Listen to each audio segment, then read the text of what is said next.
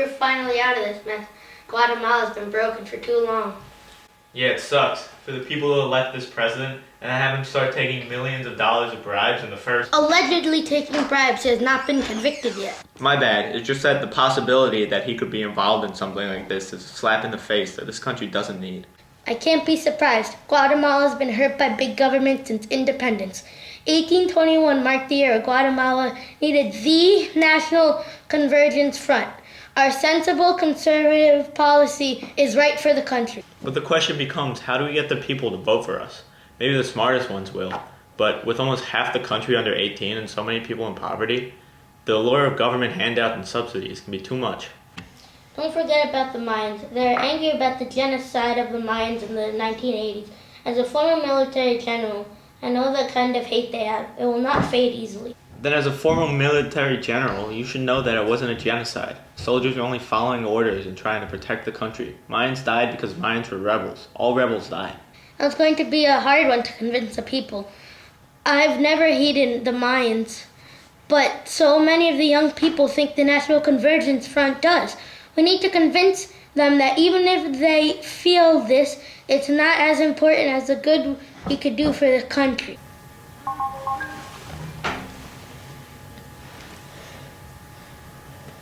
Well, it looks like we might get a chance to do that now. The president's been convicted and has been removed from office. There'll be a new election soon. We have a shot. Now there's a chance to finally take the presidency. How much that would strengthen our party, I don't know. Calm down. We don't even have a face for the party. You know, maybe we could get a peasant. I was watching TV the other day. You know Jimmy Morales? Well, he was doing a skit. A peasant becomes president. What if Jimmy Morales really does become president? What? Think about it. We take a comedian, someone who is in no way involved in politics and political corruption, and we get him to run for president. He was already popular with the people. Yeah, you're right. That just might work. I know. I've been reading about John Stuart Mill recently. He was a pioneer of utilitarianism, and the whole basis of his theory was that everything should be done to create the greatest amount of happiness possible. Where are you going with this? I was talking about Jimmy Morales. Hear me out. You see, there are a few hurdles with putting Jimmy Morales in office as president. The first is our political party, the National Convergence Front. Remember, the young people and the poor don't really like some of our policy. That counts as one happiness tick mark against us. There's also the factor that Morales has no political experience.